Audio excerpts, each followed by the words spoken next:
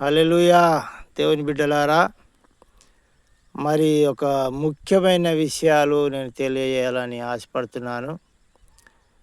ఎందుకంటే మన క్రైస్తవులైన వారు ఎస్సీ నుండి మరి క్రిస్టియన్‌లోనికి కన్వర్ట్ అయిన బిడ్డల గురించి మరి సుప్రీంకోర్టు తీర్పు ఇచ్చిందని నేను విన్నాను. ఆ తీర్పులో ఏదైనా న్యాయం ఉన్నదా? దీన్ని అనేకులకు షేర్ చేయండి దేవుని బిడ్డలారా. మరి నేను ఖచ్చితంగా దీని గురించి నేను మాట్లాడబోతున్నాను. తీర్పులో ఏదైనా న్యాయం ఉన్నదా? న్యాయం లేదు.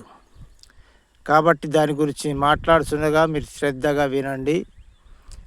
క్రైస్తవులకు, ఎస్సీ నుండి కన్వర్ట్ అయిన క్రైస్తవులకు వాళ్ళకున్న హక్కులు కోల్పోయినట్టే. హక్కుల మీద ఏ అధికారం లేదు అని నిర్ణయము మరి కోర్టు తీర్పిచ్చింది. మరి జ్ఞానముతో ఆలోచించాల.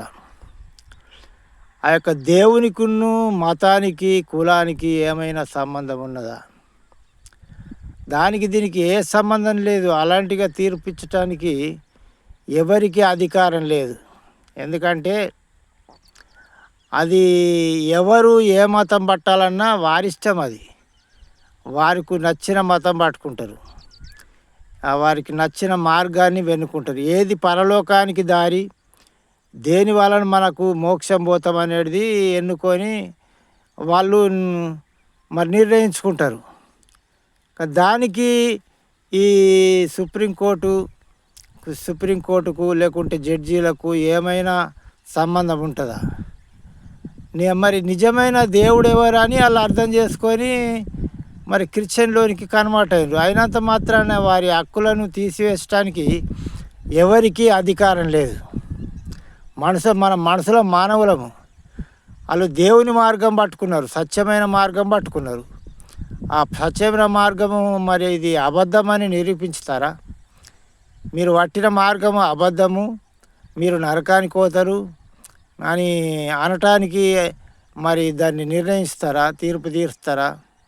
న్యాయం తీరుస్తారా? ఆలోచించాలి. ఇంకా కూడా నేను మాట్లాడేటివి ఉన్నాయి.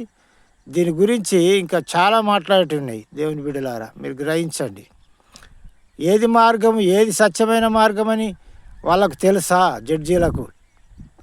జడ్జీలకు తెలిసినట్టయితే వాళ్ళు నిర్ణయం చేయాలా. ఇన్ని మార్గాలు ఉన్నాయి, ఇన్ని దేవుళ్ళు ఉన్నాయి, ఇన్ని మతాలు ఉన్నాయి. ఏది నిజమైన మతము, ఏది నిజమైన మార్గం అని తెలుసుకుని జ్ఞానంతో పరిశీలన చేసి దాన్ని నిర్ణయించే అధికారము వాళ్ళకు ఉన్నదా? ఉంటే దాన్ని నిర్ణయించాలి.